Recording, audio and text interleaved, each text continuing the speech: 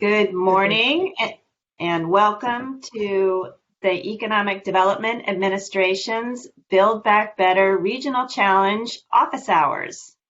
We are looking forward to answering your questions today and to providing additional details regarding this program.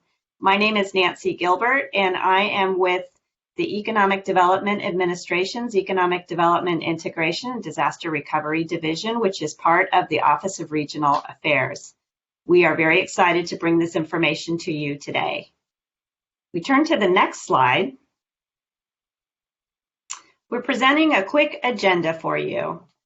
Today's presentation is going to spend the bulk of our time answering your questions that have been submitted to us through the Build Back Better email box. Be sure to visit the page linked below for more applicant resources, including our previous webinars and the updated frequently asked questions, some of which we'll review again today. In the next slide, we'll share with you why we're here today. As most of you know by now, the Build Back Better Regional Challenge is one of several funding opportunities that are available through EDA under the American Rescue Plan. These programs make more than $3 billion available to communities nationwide in their efforts to recover from the coronavirus pandemic and build local economies that will be resilient to future economic shocks. Applications and more information on all of these funding opportunities are available on EDA's website at www.eda.gov/ARPA. And now I'm going to hand it over to Craig Berstati, who is our Deputy Assistant Secretary for the Office of Regional Affairs.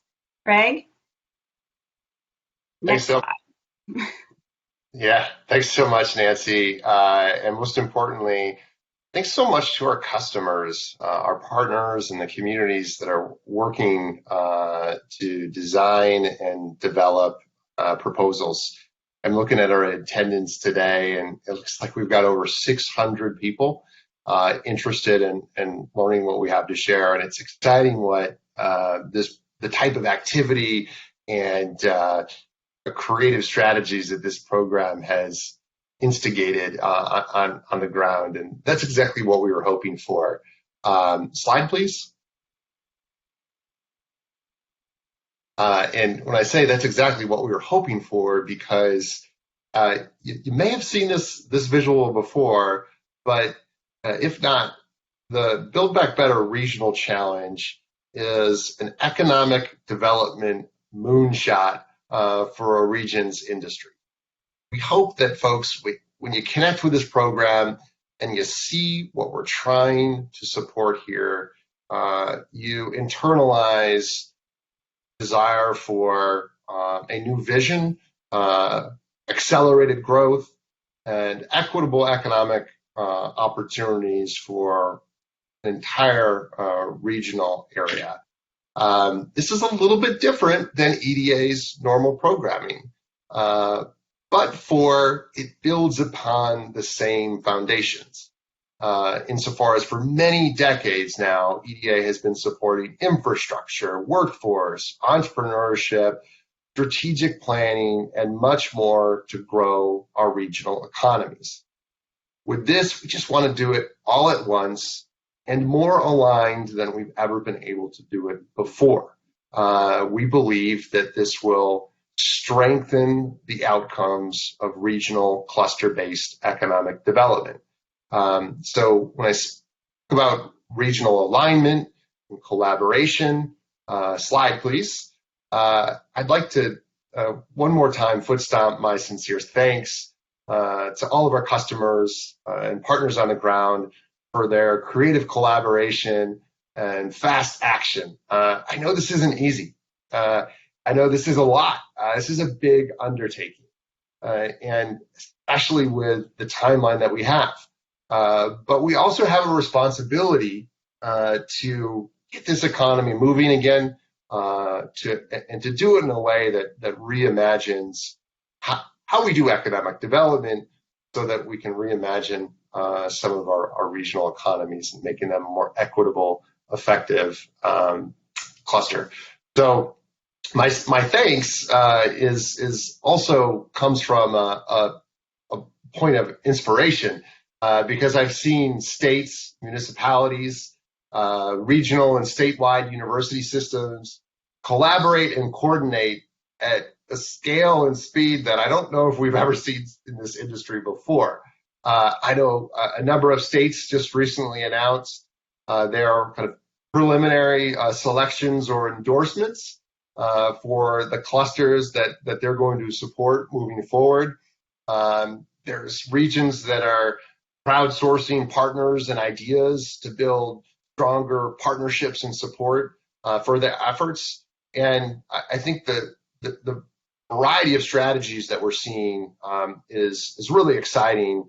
But what I think is most promising is that they're all aligned around what we're seeing right here, which is strong coordination and alignment across industry, across academia, across our entrepreneurs, and our infrastructure, and much more. And I hope that when you reflect on some of the feedback and ideas shared today, that it strengthens your own strategies and hopefully prepares you and gets you ready to submit something that reflects these ideas. And next slide, please. A quick visual that might help you inventory what you're doing and some of the things or partners you might want to consider if you haven't already is this visual right here, which EDA has prepared to help you internalize what we envision with this regional growth cluster concept, and who might be leading this type of effort. And that's that lead institution right there. And it could be any member of that group. It could, that group in the circle that is, it might be a higher education organization, a nonprofit, state or local government, or an district or organization of some type. But the thread to take away from this is that that lead institution is truly a convener and an elevator of the region's work. We want to support and identify regional growth clusters where there's a true vision, alignment, and leadership on the ground across actors and partners like you see here. And on the bottom of this pyramid, you see research institutions, philanthropy, labor, suppliers, industry, and more. This is an example. It is not meant to be prescriptive as much as it is an illustration of how we're thinking about building back better with regional growth clusters. And so thinking about my comments before we dive into some specific tactical questions, we think about the regional moonshot and what is that economic development vision for your region, and the coordination across regional assets and industry leadership and these players here, and building this in a way where there's an actionable vision with true leadership behind it. I hope this paints a more holistic picture, a better picture for you so you can internalize what this program is all about. And once again, I know this takes a lot of work, and I know this timeline is aggressive, but so is the needs of our economy right now. And if after today's call you think maybe we're not quite ready for this, that's okay. Because you know what? EDA has $2 billion in other American Rescue Plan programming, and that doesn't include our core annual appropriations as well. So we are continuing to support economic development, not just through the American Rescue Plan, but through all of our regular programming as well. So I hope this is a conversation starter. And if you're just learning about EDA, we're excited to partner and do business with you where your needs align with EDA's programming. So with that, I'll toss it back to Nancy and team to dive into some of the technical details of this program. Thanks, Nancy. Thank you, Craig. The next slide, please. We've been looking quickly in the chat here as we move along. My colleague Alana Walensky will be joining us. Based on technical difficulties, we'll keep going as she does that. We'll also have our Chief Counsel, Jeff Roberson, join us today. One of the key questions I want to highlight on this timeline slide here is, yes, this opportunity is open now. The notice of funding opportunity dropped on July 23rd. You can be preparing your applications. We hope your coalitions are forming. The concept proposal is due October 19th, and that's why we are having this webinar again now and have prepared the other resources that are available on our website. We intend to review and make awards in phase 1, the concept proposals, which will be a technical assistance award in December and early December of this year. And then coalitions that are selected as finalists will move on to phase 2 to start preparing those component project applications. Those will be due on March 15th of next year. And we are intending to make the awards by September 2022 for this competition. And all of the projects that we fund in this competition will have a period of performance that must end no later than May 31st, 2027, so that we can have these funds expended by the dates that are provided in the legislation. So in the next slide, we are here today to answer your questions. And again, there are more resources available on our webpage. We have been fielding many questions in the Build Back Better at EDA.gov mailbox, and will continue to do so. And we are glad to tackle more of these here today. So let's get started. Next slide, please. A fundamental first question here, in response to some of the questions that you have had and what we presented before: who is eligible to receive grants under this competition? So these entities that are available under this competition are EDA designated economic development districts, Indian tribes, state and local government entities, institutions of higher education, public and private nonprofit organizations that are acting in cooperation with officials of a state or political subdivision of a state. So regarding the last category, some of you have asked how a nonprofit can demonstrate that they're acting in cooperation with state or local governments. The support of appropriate government units can help to show that the project meets regional needs and may help avoid the risk that the project will not meet EDA's eligibility criteria. For applications covering large geographic areas, EDA recommends that applicants provide support letters that cover the majority of the region, or to get support letters from the appropriate states. Grant recipients in this competition must meet the eligibility criteria that is set forth here in the legislation for these eligible entities. And this means all members of the applicant coalition that Craig mentioned before. This is the lead institution and the coalition members who will implement the projects with EDA funding in this competition. So they must all fall into one of these categories. And as a reminder, EDA is not authorized to make grants to individuals, small businesses, or other for-profit entities under this program. Those entities can certainly participate in the cluster, but they will not be participating as applicants for EDA funding. These would be the other cluster partners that are so important to the success of the program. Next slide, please.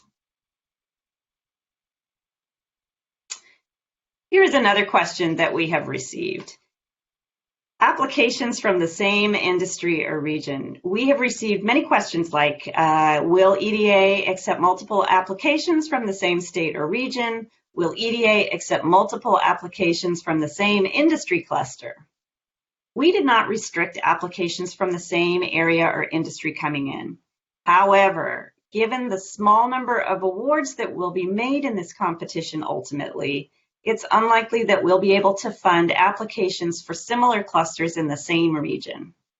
Applicants whose regional growth clusters target the same region and related industries should consider opportunities to consolidate projects and align partnerships on related strategies for regional growth and competitiveness.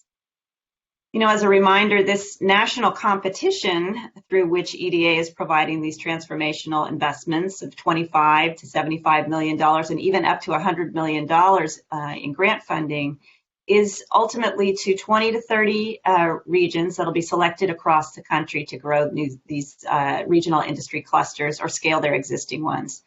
So we really do anticipate strong competition for these funds. In addition, it makes sense for us to highlight here that EDA's Selection Review Committee will consider funding recommendations that are based on our selection factors, which do include geographic and regional balance, as well as the project and industry types supported. So you can read more about this in the Notice of Funding Opportunity, or the NOFO as we'll refer to it here, in section E.2 or page 35 for more details on these criteria. Next slide, please. So here's another set of questions we've received about what do we mean by region and what geographic footprint can our project cover? And these questions have ranged from, is there a minimum or maximum size we should consider when determining the geographic footprint for our cluster? Can we locate all of our group of 3 to 8 projects in one town or city in a single jurisdiction? And can our project to the other extreme have a national scope or footprint? So we'd like to answer those in the following way here. This challenge certainly allows applicants to plan and build within a footprint that makes sense for the applicant's strategy and industry cluster. So our program design funds several projects that will proceed together to advance a common vision. This is really a rare opportunity for applicants to align efforts, leverage resources, and strengthen the foundation for regional cooperation and future investment. So it makes sense to consider a group of projects that reach beyond traditional boundaries, such as a single jurisdiction or statistical area. It also suggests that a proposal without a strong regional identity and a committed place-based set of relationships may not be a good fit for this opportunity. So the program intent and the evaluation criteria really emphasize the connections, the coalition building, and the impact of the proposed investments and that these will have on a regional economy. This diagram, which you've seen before in our presentation, illustrates some of the ways in which a regional cluster might form to be able to do this. For example, to encompass projects that link rural and urban areas together, that connect universities and capital cities with manufacturing centers, or that form corridors linking labor markets, supply chains, and other factors that create the potential for a strong regional cluster. There's some further examples. We really urge you to take a look at Section A of the NOFO that identify a lot of different approaches that can be part of what you consider. The bottom line here, though, is that EDA's approach is just not prescriptive. The applicants can define the region and the geographic footprint that works best to build connections, exchange knowledge, share resources, increase innovation, and provide those other advantages that will accelerate the growth of their selected cluster and the region. So now we'll turn to the next slide. Okay, so here is another set of questions that we received, turning to the distress criteria. So in our core programs, and many of those of you who are listening today are familiar with these, EDA funds projects that meet distress criteria based on relative unemployment and low per capita income of the project area. But as noted in our frequently asked questions, and certainly just in the Notice of Funding Opportunity, projects proposed under this challenge are not required to be located in areas that meet those distress criteria. But applicants should indicate how their projects, if funded, will address economic distress in the targeted region, both long-standing and as caused by the pandemic. They should also indicate how the benefits of the cluster will be shared equitably across all affected communities within the project area. Distress criteria is also one of the evaluation criteria in Phase 1. And in the NOFO, It discusses how we will be assessing this criteria. It goes to the assessment of need for the potential impact of the proposed project. And it's consistent with the program outline that's the program intent that's outlined in the NOFO. So this is also a good place to mention our $100 million coal commitment that EDA has made through this challenge. This will help address negative impacts from the closure of coal mines, coal-fired power plants, and disruption to related supply chain businesses, and the related economic conditions that are facing those communities. So conditions contributing to economic distress in your area really can vary. And on the next slide are some tools that you might find useful in your analysis.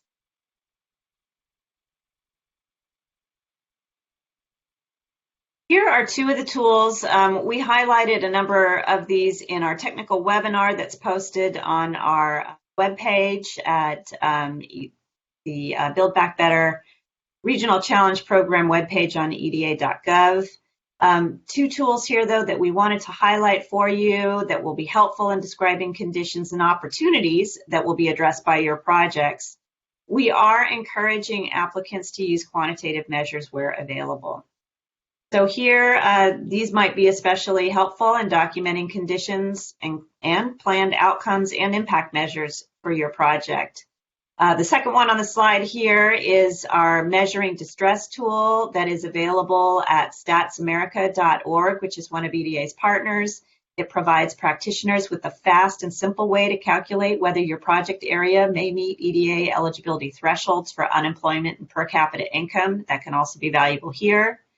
We also want to highlight on the top here a new tool from the Argonne National Labs with EDA's support, which includes a variety of useful data dashboards for exploring similar unemployment and per capita income indicators, as well as a host of other economic risk factors, including impacts from the COVID-19 pandemic and other conditions that may be facing your region. This tool is called the National Economic Resilience Data Explorer, and it has some easy to download reports and links to key underlying data sources, so we really encourage you to check it out. There's a link on the slide here, and these slides will be available for you where you can go straight to those tools. Next slide, please. Okay, so another group of questions that we received have centered on the Comprehensive Economic Development Strategy, or CEDS.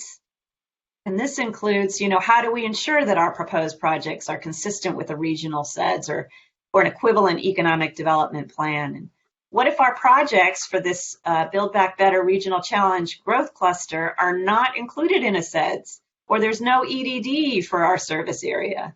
Or what if the CEDS hasn't been updated recently to reflect current conditions? Can we still apply? So we answer this in the sense that, your coalition's vision and the group of projects for the cluster should certainly be consistent with your region's comprehensive economic development strategy or an equivalent EDA-accepted regional economic development plan. So that's the CEDS. EDA-designated economic development districts are required to update and replace those CEDS at least every 5 years, with action plans that address near-term activities and implementation goals, as well as medium and longer-term goals, strategies, and objectives that are developed through an ongoing and collaborative process. The proposed regional growth cluster and the component projects in your application need not be specifically identified in a CEDS or an equivalent regional plan, but they should be in tune with the economic development needs, opportunities, and outcomes that regional stakeholders have collectively agreed to pursue and advance the comprehensive vision for regional economic prosperity and resilience that are expressed in those plans that cover the proposed project area.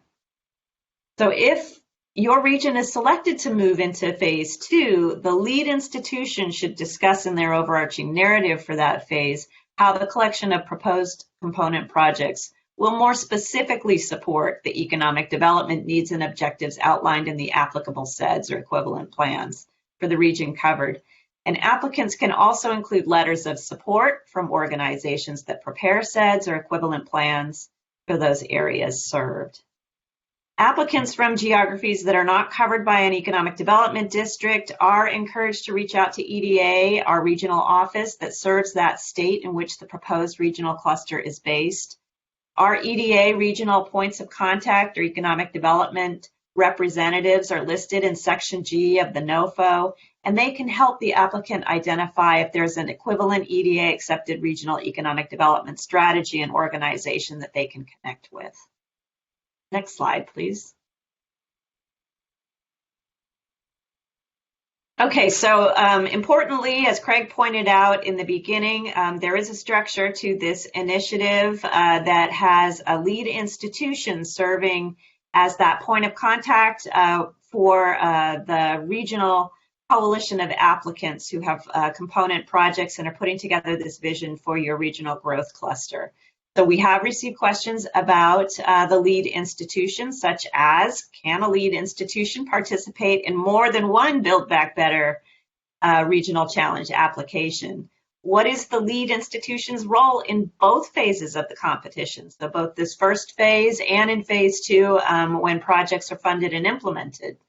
Will the lead institution be responsible to EDA for the component projects that support the cluster? So an entity that submits an application as the lead institution for one regional growth cluster may participate as a cluster partner or even a coalition member, an applicant for distinct component projects in another Build Back Better regional challenge application. But it's less likely that the same entity could successfully serve as lead institution simultaneously in multiple clusters. The feasibility and capacity of any entity to undertake multiple projects to support different regional growth clusters and to complete all projects on time and within budget should be carefully considered. This is especially relevant to the lead institution since their role should continue across both phases of the competition. They submit the concept proposal for their regional coalition and will implement the Phase 1 Technical Assistance Grant if selected as a finalist. With that grant, the lead institution will help the coalition further develop the region's strategies and projects for a competitive Phase 2 submission. The lead institution can also serve as lead applicant for one or more of the component project applications in the cluster. So we do want to clarify, though, on that last point that with respect to the component projects in the selected regions, each coalition member that's funded with the Phase 2 component project will carry the responsibility for that project. And that includes meeting the administrative and program requirements described in Section F of the NOFO for their grant. So the coalition's lead institution will still have a role in continuing to foster communication and coordination among all the component projects and the other cluster partners, as well as with EDA during implementation. And each individual coalition member's project with a component project will be responsible for its own Phase 2 performance relative to grants management. So this is a good transition to our next topic, which is the component projects.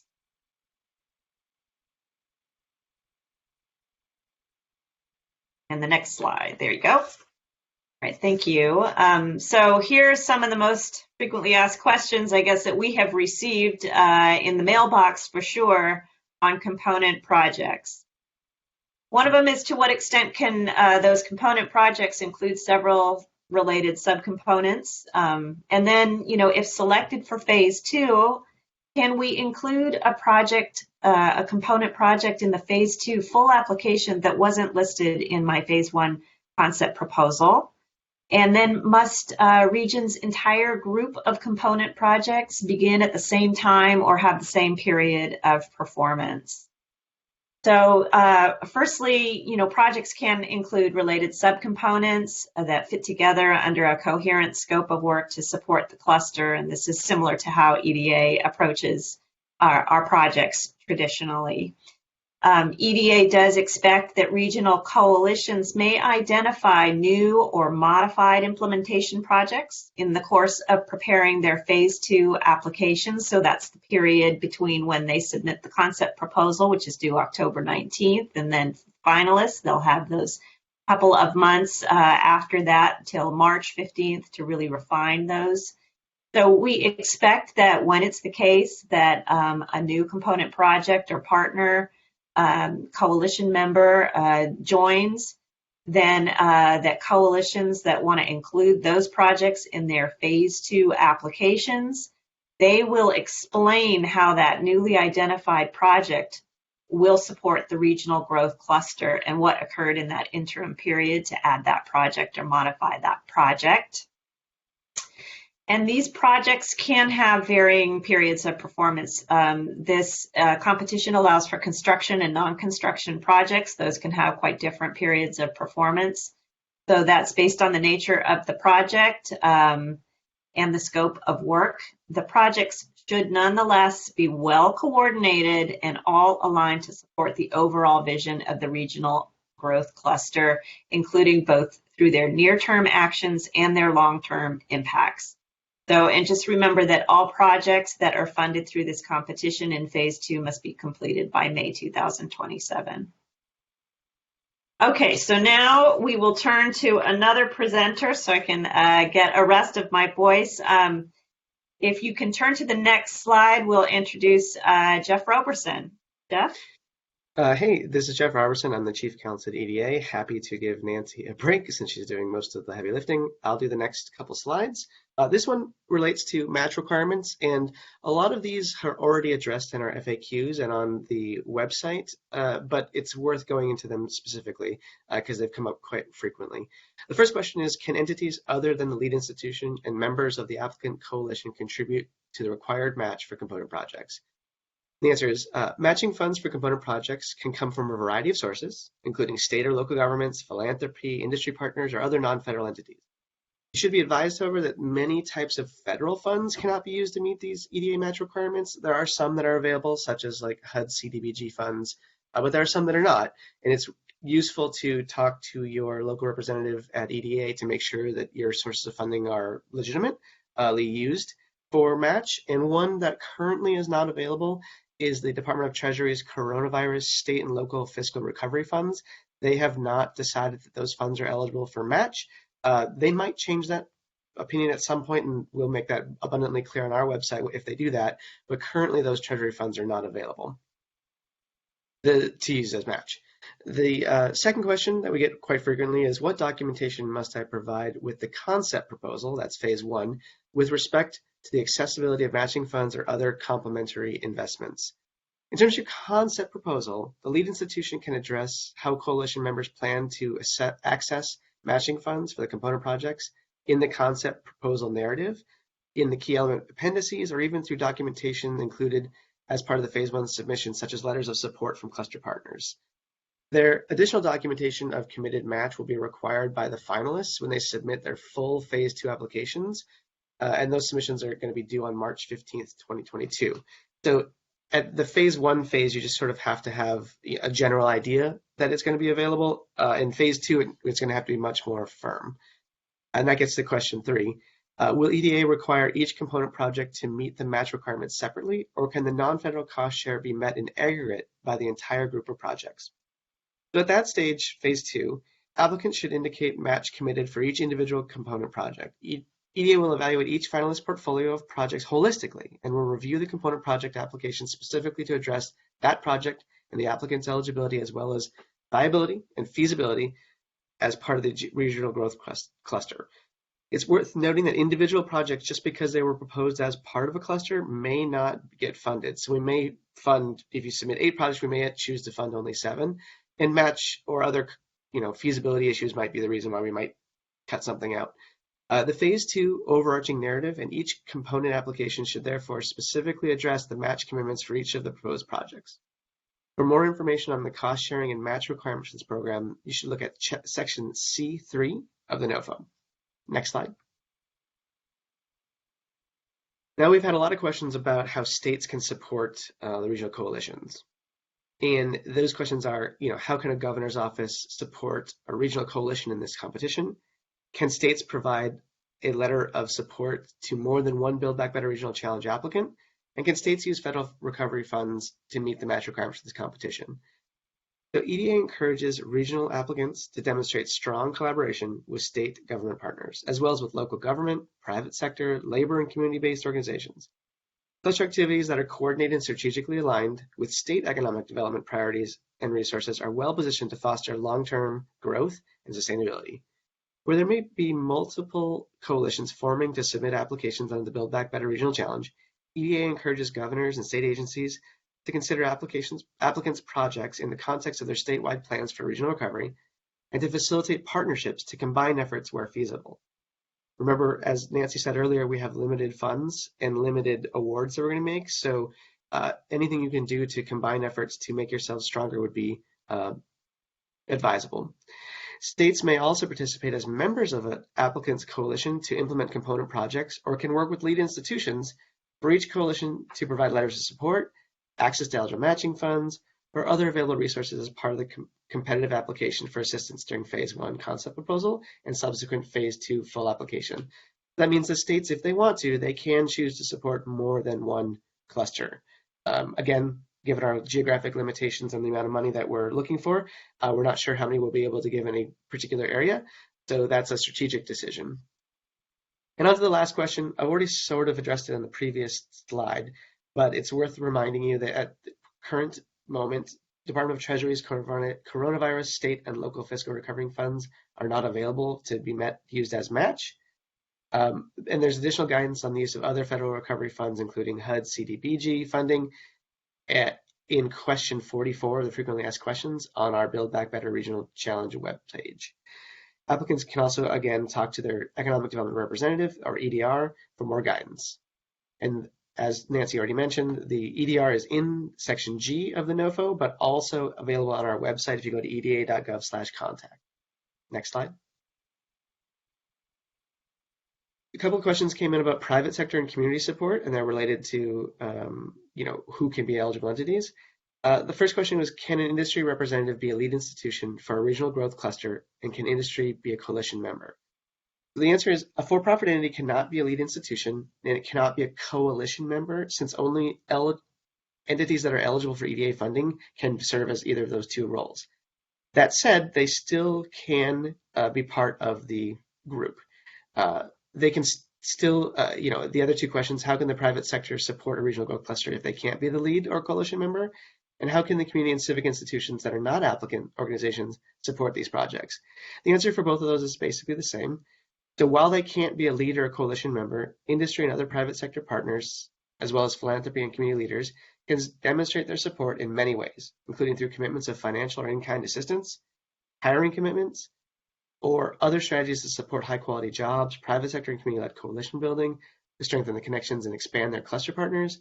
You can engage communities to increase participation and engage in the historically underrepresented groups in the project plan area. You can also do any other activity or means that advance the regional vision for growth and sustainability of the cluster. They just can't be the individual recipient of a EDA award, but they can be part of the whole package. You want to describe these contributions and the roles of these industry partners or philanthropy or other private sector partners that may not be eligible to be a recipient. You still want to describe what roles and contributions they're making in your Phase 1 concept proposal and supporting documentation.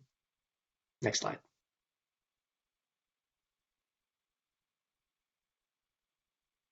I think that's back to me, Jeff. So thank you for going over that important information.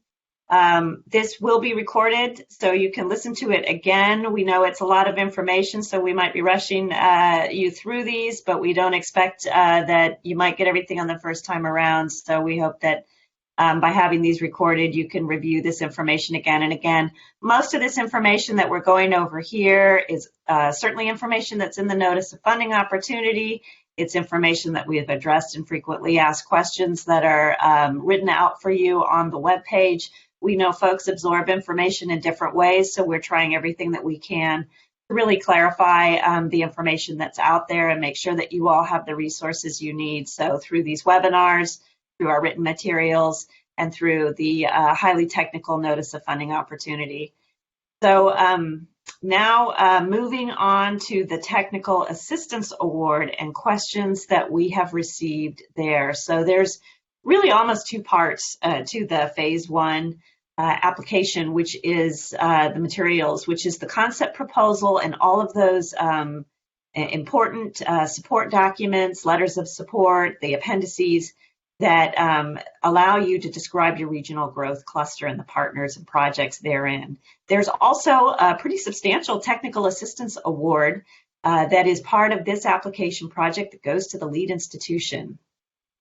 And, you know, this is designed to provide the finalists, those 50 to 60 finalists who we select on the basis of these concept proposals, with both an immediate and an ongoing resource to support their cluster strategy and projects.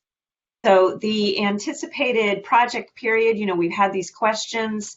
What project costs are eligible for funding under phase 1 of this competition? And can my coalition use the phase 1 technical assistance funds past the phase 2 deadline, that deadline of March 15th, even if my coalition's projects are not selected for a phase 2 award?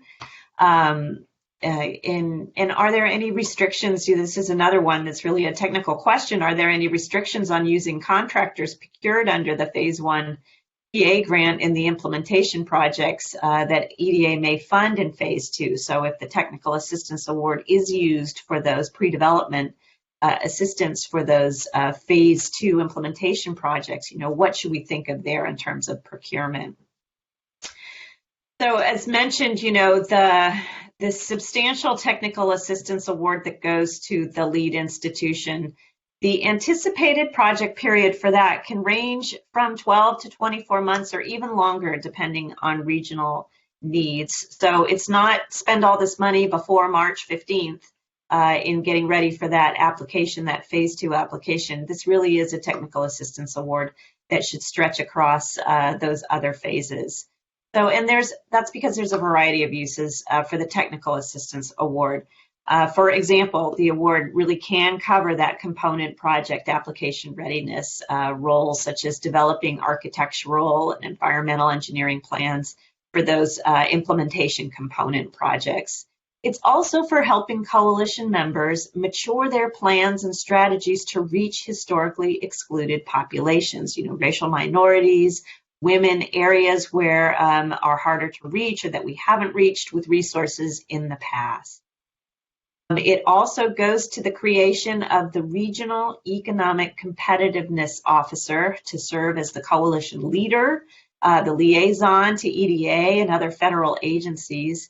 And it really should be creating a long-term infrastructure. So technical assistance efforts to benefit the regional growth cluster long after the phase 2 application submission. So I don't think we can emphasize that enough. And in the next slide, which some of you are going to recall from our past webinars, the applicant webinar, this might help you visualize these activities across the period of performance for the TA award. And I'll also address that question about procurement. So here we've tried to kind of really help you visualize with a lot of material on one slide. And again, we presented this and spoke to it a little bit more in the technical webinar that's recorded on our website. The initial activities, you know, will start promptly with the award in December of these technical assistance awards to the finalists. And we anticipate those grant periods will then start then and stretch out for 12 to 24 months, maybe more if relevant. So we're looking to see what your milestones are, what your timeline for that technical assistance award is when the lead institution submits this concept proposal and the application for the TA award. So you know, at its heart, the technical assistance should help 50 to 60 finalist regions to refine their plans and strategies, to ensure community engagement, to accelerate collaboration and support for project implementation for the cluster. The Regional Economic Competitiveness Officer, some folks are calling this a RECO, can work with the selected regions to support project implementation and help the non-selected regions, right? So 50 to 60, let's say finalists will get the technical assistance award, these lead institutions. Some of those may not succeed in the 20 to 30 that we ultimately can select for implementation funding. This technical assistance award can help in both cases. So it can help those non-selected regions to mature the projects for future funding opportunities at EDA or other agencies. If you are selected for Phase 2, then the Phase 1 technical assistance grants can go towards additional planning and coalition building that support the cluster implementation of those activities. So since these technical assistance grants can be used for certain preliminary costs of the projects that may receive subsequent EDA assistance, applicants are strongly encouraged to review those procurement restrictions in Section H of the NOFO. And we have reiterated and explained those procurement requirements also in some important frequently asked questions responses that are now available on our webpage. Those give you more information and some options to ensure that all the competing contractors equal footing from the beginning. So I want to point out FAQs right now are numbered 22, 23, and 24, but there's a helpful heading if you look at those on our webpage. And again, they're all found towards the bottom of the Build Back Better Regional Challenge webpage under Program Resources. So next slide, please. All right, this is related, what is required for this Regional Economic Competitiveness Officer?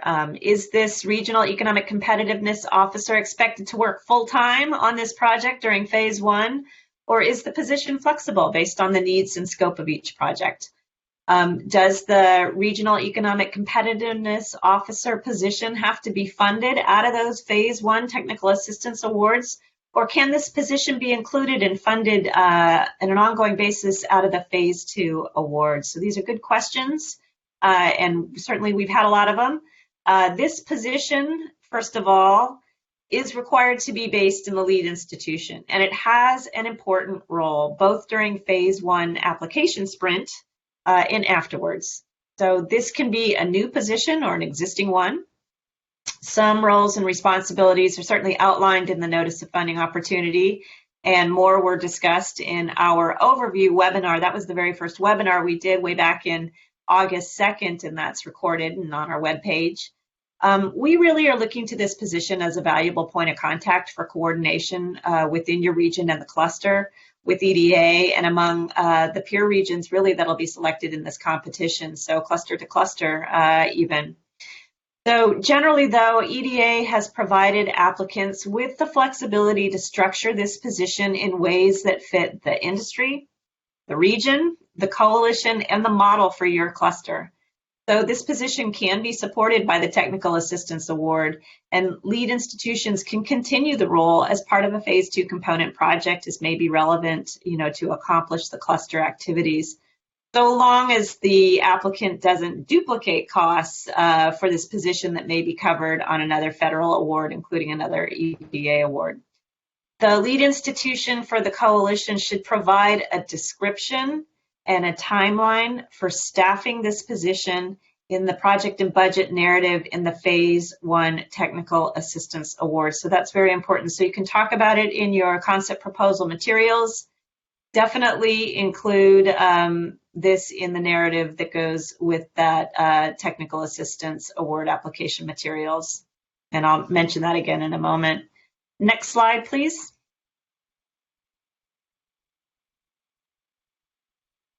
Okay, coming in towards the end now of this presentation, evaluation and selection processes, very important. How will EDA recognize equity considerations in proposals submitted under this competition?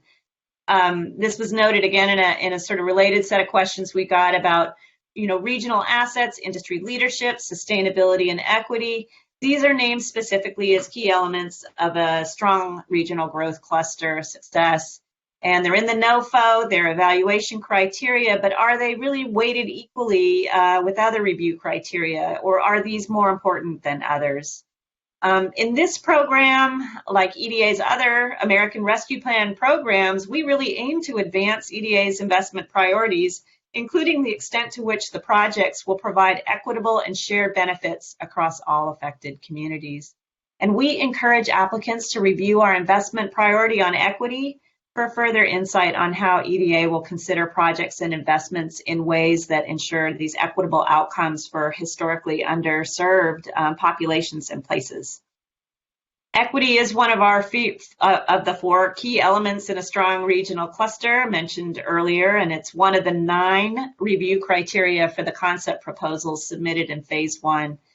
These 4 elements are features of a strong cluster, and there's other criteria there. You know, they'll help to evaluate the cluster and the project, certainly, but the other criteria are also equally important, and they help us to assess demonstrated need for the project and to help ensure success in actual implementation. So if that's feasibility and capacity. So in all, there are 9 review criterias, and they are weighted equally. So next slide, please. Here's those 9 criteria that we will use to review and score the phase 1 submission. And these are found in the NOFO section E1. These are for the concept proposal phase. You'll see there's 20 points available for each of these categories. And again, they're equally weighted. So please be sure to address them all. Next slide, please. Okay, so now that you have all your questions answered, or at least some of them, you're ready to submit through grants.gov. We have had a few questions navigating that system, which is, again, it's a system outside of EDA. So question is, where can I get help with grants.gov? And then some technical questions. We've got kind of a fuzzy screenshot here, but some questions about, physically, where can I attach specific forms for my proposal? And so these are good questions that are coming up now, and it gives us a good indication that, you're all hard at work on your applications. First of all, with regard to the mechanics, a reminder to start your application early and submit it early. We have had these questions about the grants.gov portal. And unfortunately, this system is managed outside of EDA. So if you do experience system issues with grants.gov, this is one area where we can't provide the customer support we would like to do directly. So please visit, though, page 48 of the NOFO for information related to troubleshooting and your contacts there, how to get a hold of the folks at grants.gov to help you. When you do get ready to upload the documents, be sure to save your files with a title that will help us identify the document. So, if it's a Word doc and it's the concept proposal, the 5-page narrative, please call it concept proposal. If you've got a group of PDF documents that are your letters of support, please call those letters of support, and on and on. We would appreciate if you upload the 5-page concept proposal in the button, the space that says project narrative in the list of attachments on grants.gov. You can attach the other forms as indicated. Some are pretty straightforward. The 424 goes where it says upload the 424. And then there is a budget narrative. We mentioned this. We have asked in the budget narrative that you also describe the timeline for the project, the activities that you'll be doing. Since the project narrative button is reserved for the concept proposal for the cluster, please include all of that description in the budget narrative attachment, but you can also use the other attachments. Grants.gov will allow several more attachments, so use those for all of the other required pieces to your application. And on the next slide, we are providing just a visual again of those, I think there's 11 here, critical pieces to include with your submission. And please review this. We've got a downloadable copy of the applicant checklist that has some more details on our Build Back Better webpage under program resources. So, and again, just a final word, because we have had a few more questions about this today. In terms of the budget narrative for the Technical Assistance Award, take a look at section D.2A6 of the notice, which indicates that applicants should include a budget narrative describing how the lead institution would utilize the Technical Assistance Award. So we ask that you include the description of the technical assistance activities and the timeline, as well as the staffing plan. and the description of costs in this budget narrative. There's an optional template that you can use, but you can also include narrative. We did not give a page limit, which we probably regret, but please be succinct in your descriptions, and in our other competitions, generally 4 pages is what we've suggested as a good guide here. So that's wrapping up a lot of our key questions. If you go on to the next slide, please. Just want to reiterate, we're here to help. We've got resources in our 6 regional offices that can provide technical guidance. Many of you have already been in good conversation with your economic development representative, and they can provide that technical consultation. They may, and we may suggest also that if you send us your questions to the Build Back Better at eda.gov mailbox, we can answer those, and we can also make sure that we're in alignment with those great resources we have in the regional offices who we work with on a daily basis. Next slide. All right, here's a roundup of the resources. These are all the links you need to know. This is for all the good information that we've talked about today. And again, this presentation will be available on our webpage, so don't sweat it if you don't write all these down right now. We will get these out to you, and you'll be able to have this all in one place. Next slide. All right, important deadlines. This is all going towards the Phase 1 application deadline, October 19th, coming soon. Please start early and don't miss this deadline. These are the grants.gov funding opportunity number. If you're not aware of that yet, the funds are available. The application is open. Our website is here, and we have an email address. We really want to thank you for taking the time to spend with us today to learn more. We hope we answered at least many of your questions. I think we jammed about 40 or more questions in here, but we've certainly received a couple hundred, and so that's great expression of interest and an opportunity for us to reiterate some of the resources that we have and where to find them. A special thank you to those who listen, to our regional and headquarters offices who are supporting everyone in their applications and with questions, to our Deputy Assistant Secretary Craig Berstotti for kicking us off, and our Chief Counsel Jeff Roberson for joining. I also want to thank other team members who have contributed to the answers here at EDA headquarters and in the regional offices. Special thanks to Alana Valinsky for helping me put all this together. And we want to just say good luck to you, and we look forward to your applications. Thank you.